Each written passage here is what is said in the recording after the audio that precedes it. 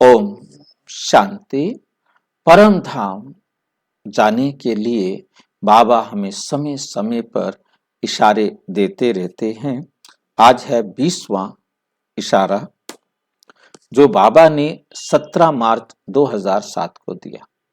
लेकिन बाप को प्रत्यक्ष तब कर सकेंगे जब पहले अपने को बाप समान संपन्न संपूर्ण प्रत्यक्ष करेंगे। जैसे बाबा आते हैं, बाबा की तरह हम भी संपूर्ण बने, संपन्न बने, प्रत्यक्ष करेंगे तभी होगा।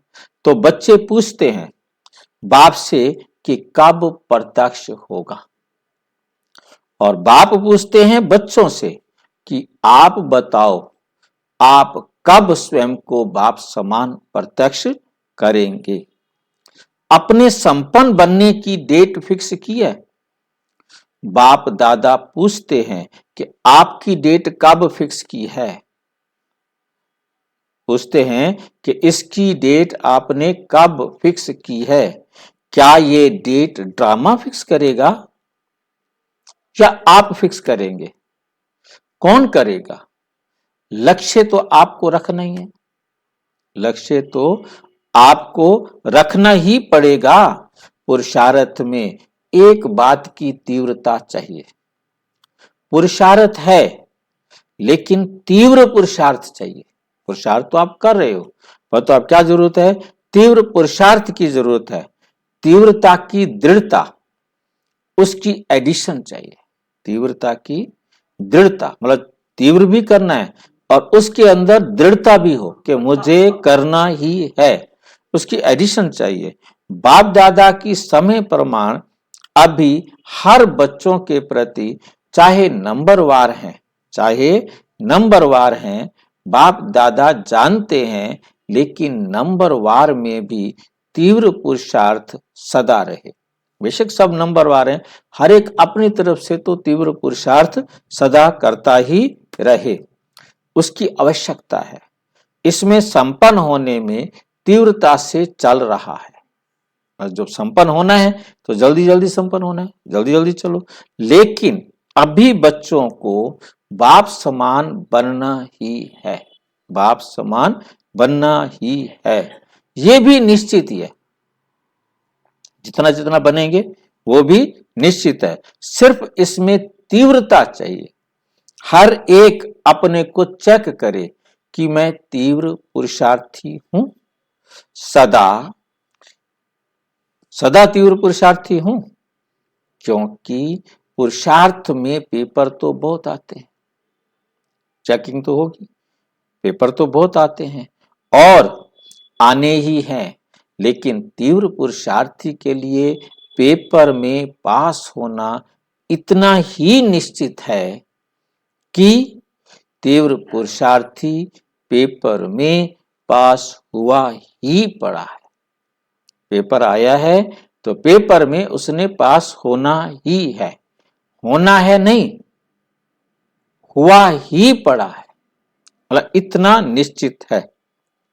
बाप दादा ने पहले भी कहा है कि वर्तमान समय के प्रमाण एक समय पर मनसा, वाचा और कर्मणा अर्थात चलन और चेहरे द्वारा तीनों ही प्रकार की सेवा मनसा द्वारा अनुभव कराना।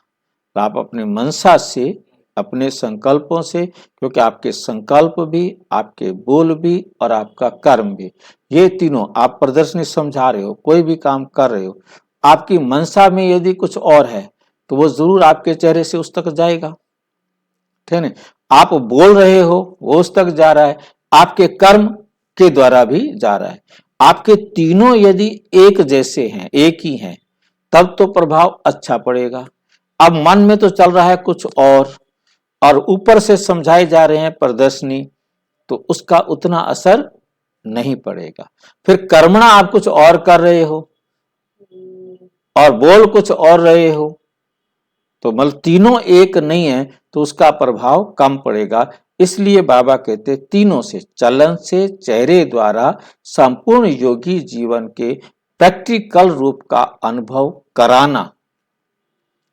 तीनों ही सेवा एक समय करनी है, अलग अलग नहीं, क्योंकि समय कम है, सेवा अभी भी बहुत करनी है, सेवा अभी भी बहुत करनी है। बाप दादा ने देखा कि सबसे सहज सेवा का साधन है वृत्ति द्वारा वाइब्रेशन। मतलब आपकी जो वृत्ति है उससे आपने वाइब्रेशंस देने, क्योंकि आप जो संकल्प देंगे, संकल्प देंगे, पर जब तक देंगे नहीं तब तक नहीं। वृत्ति द्वारा वाइब्रेशन बनाना और वाइब्रेशन द्वारा वायुमंडल बनाना। क्योंकि जो हम वाइब्रेशन देते हैं उनसे फिर जो लोगों के ऊपर उसका असर होगा वो वायुमंडल बनेगा। जैसे डॉक्टर साहब ने, मैंने वो एग्जांपल दिया था, डॉक्टर ने समझाया, जिन लोगों ने उनकी दवाई को यूज किया उससे उनके द्वारा चारों तरफ क्या बना, वायुमंडल बना, कि सब उनके पास जाने लगेंगे या नहीं जाने लगेंगे। तो वायुमंडल बनाना, और वृत्ति सबसे तेज साधन है, क्योंकि वृत्ति सबसे तेज है, क्योंकि संकल्प उसी स्पीड से चलते हैं जिस स्पीड से हम आत्माएं जाती हैं। हम जाएंगे उधर जिधर हमारे थॉट भेजेंगे, जिधर हम अपने थॉट भेजेंगे जाएंगे उधर, हम चारों तरफ नहीं जा सकते। जैसे साइंस की रॉकेट, रॉकेट को जिस साइड में भेजा जाएगा उस साइड में, बाबा कहते हैं साइंस की रॉकेट तो आत्मा और संकल्प, क्योंकि आत्मा का जाना संकल्प का जाना, क्योंकि आत्मा इतनी फास्ट है। वैसे आपकी रूहानी शुभ भावना, शुभ कामना की वृत्ति दृष्टि और सृष्टि को बदल देती है। क्या होता है हमारे पास, आपकी शुभ भावना, शुभ कामना की वृत्ति, और वृत्ति के साथ दृष्टि, दृष्टि के साथ और सृष्टि, मतलब जो हमने रचा, जो हमने बनाया, और वो सृष्टि को बदल देती है। एक स्थान पर बैठे भी वृत्ति द्वारा सेवा कर सकते हैं। सुनी हुई बात वृत्ति द्वारा सेवा कर सकते हैं, इसी लाइन पर थे हम, क्योंकि वृत्ति द्वारा सेवा करना, जब हम संकल्प सारे विश्व में छोड़ेंगे, जो संकल्प हम छोड़ेंगे वही संकल्प जाएगा। हम अच्छा छोड़ें, हम खराब छोड़ें, तो जो हमने संकल्प छोड़ा वो चारों तरफ जाएगा, और उसका प्रभाव और कितना डिपेंड करेगा, कितना पावरफुल हमारे थॉट हैं, ठीक है। तो वो द्वारा सेवा कर सकते हैं। सुनी हुई बात फिर भी भूल सकती है, सुनी हुई बात फिर भी भूल सकती है, लेकिन जो वायुमंडल का अनुभव होता है वो भूलता नहीं। तो वायुमंडल का अनुभव जहां हम गए, हाँ, जो हमने वहां जाकर के देखा प्रैक्टिकल में, वो हमें नहीं भूलेगा, क्योंकि वायुमंडल बनता है। जैसे आप ब्रह्मा बाबा ने सेवा की, कितनी सेवा करनी पड़ी बाबा को, कि घरों में जाकर के उनको आभास हुआ कि बाबा हमें बुला रहा है। और देखिए कितनी दूसरी बात, दूसरी तरफ देखो कि मुझे याद आ रहा है कि बाबा आया हुआ है, हम भाई बहनों को वहां लेकर गए हुए हैं, कहाँ है बाबा। यदि बाबा के औरा ने काम करना है तो वहां औरा नहीं काम कर रहा ना, वहां औरा काम नहीं कर रहा। जो बाबा सामने बैठा है, बाबा मुरली चला रहा है, और बाकियों को महसूस ही नहीं हो रहा कि बाबा आया हुआ है। कौन है बाबा, क्या है बाबा, कैसा है बाबा, वहां औरे का उनको अनुभव नहीं हो रहा। अब क्या होता है कि जिसको हमने 7 डेज कोर्स करा दिया, जिसको हमने बता दिया कि ऐसे बाबा आते हैं, ऐसा होता है, ये होता है, अब उसके अंदर क्यूरियोसिटी बनी हुई है, तो वहां वो अनुभव करता है कि हाँ अच्छा ये बाबा है, ऐसे आता है बाबा, तो उसको रियलाइज होगा।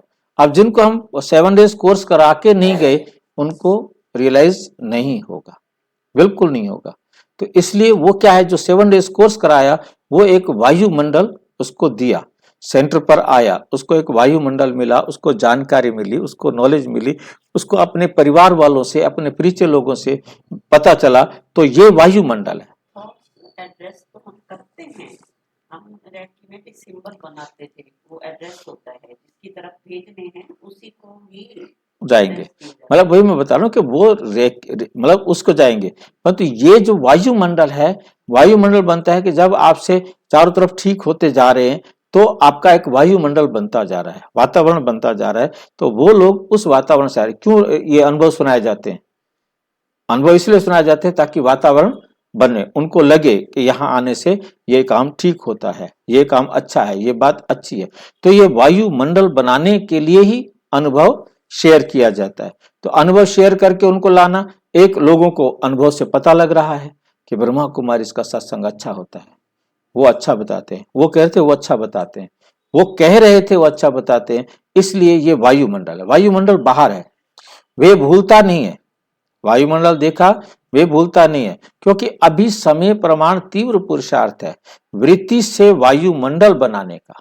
अब हम अपनी वृत्ति से एक एक को अनुभव कराएं। चलन व्यवहार से। हाँ, जिनको हम अनुभव कराएंगे, जो अनुभव करेंगे वो वायुमंडल को बनाएंगे।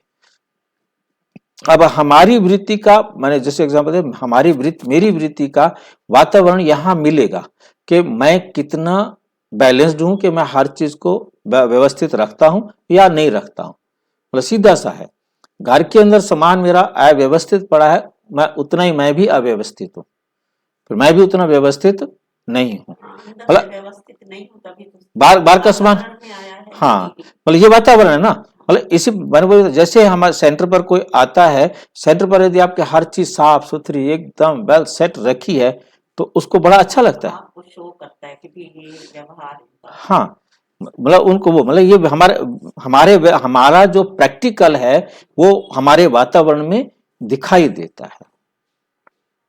वृत्ति से वायुमंडल बनाने का, तो वृत्ति में अगर जरा भी किचड़ा होगा तो वृत्ति से वायुमंडल कैसे बनाएंगे? अंदर किचड़ा है ना, अंदर किचड़ा है तो मैं हर चीज को ठीक प्रकार से नहीं कर पाऊंगा, आएगा कहीं ना कहीं अभिव्यक्त होगा। प्रकृति तक आपका वाइब्रेशन जाएगा, प्रकृति तक जाएगा, क्योंकि जो आपके अंदर है वो बाहर भी जाएगा और वाइब्रेशन बनता है, और वाइब्रेशन बनता है वृत्ति से।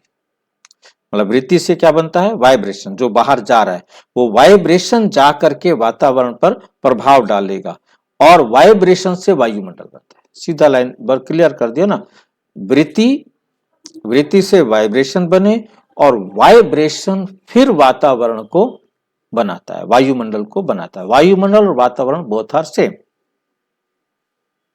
एक है वृत्ति, एक है वाइब्रेशन और एक है वायुमंडल या वातावरण।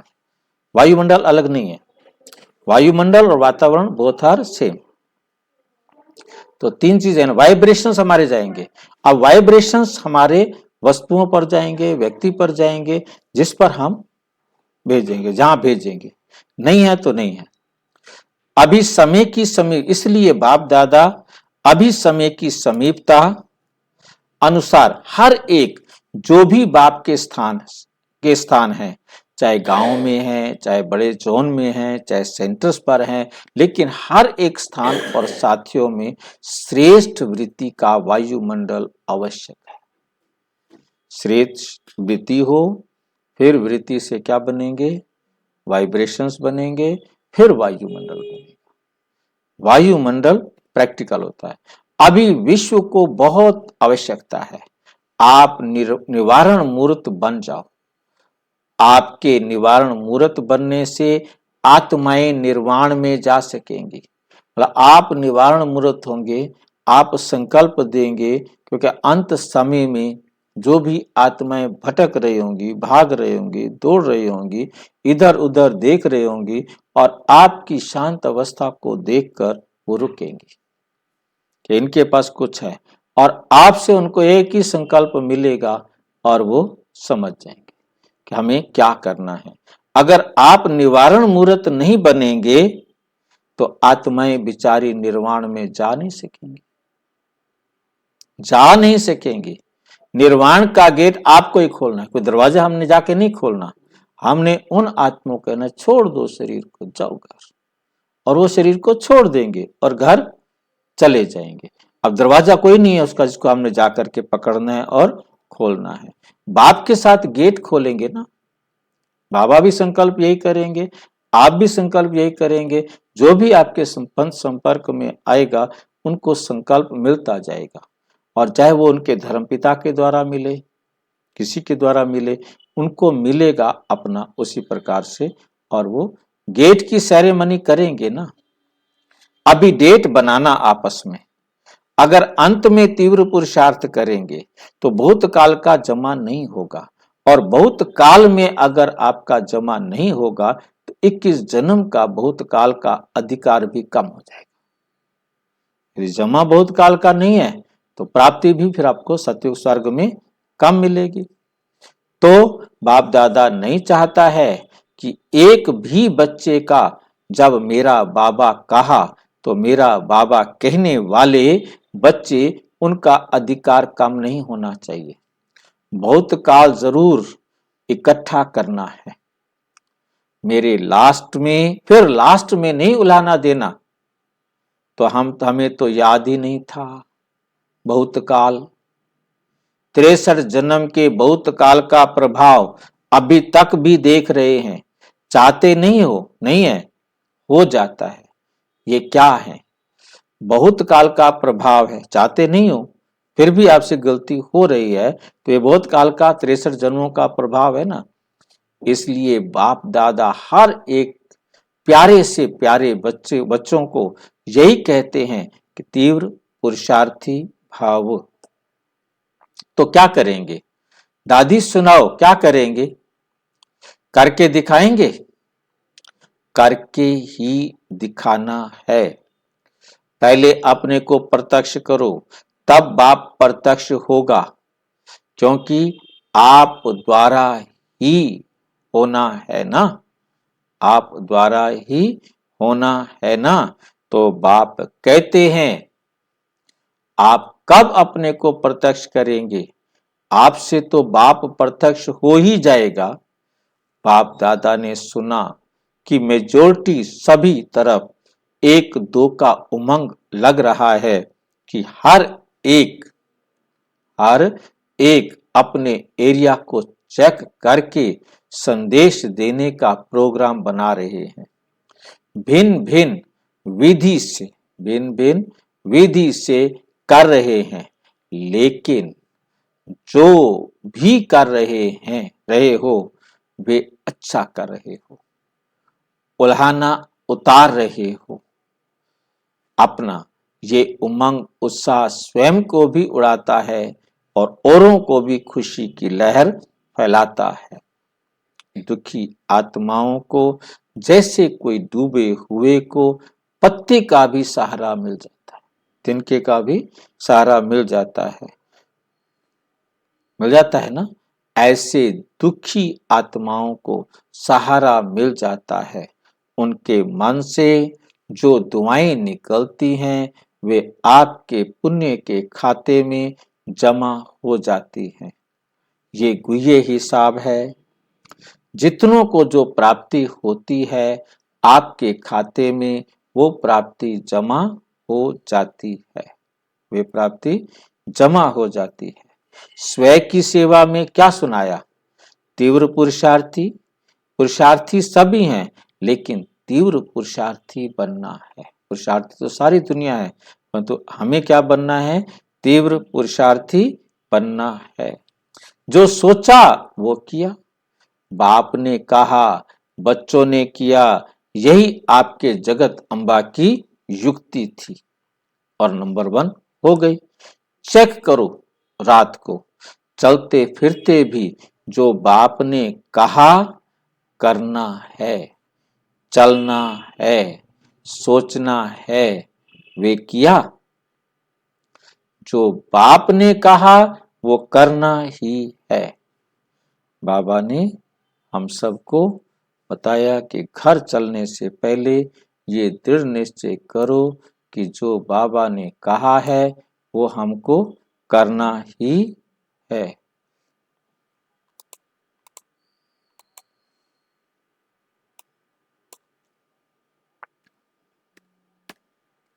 अच्छा, ओम शांति।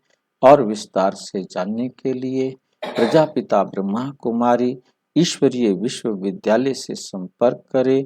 और यदि कोई प्रश्न है तो 9213106986 पर केवल टेलीग्राम करें, 9650692270 पर केवल व्हाट्सएप करें।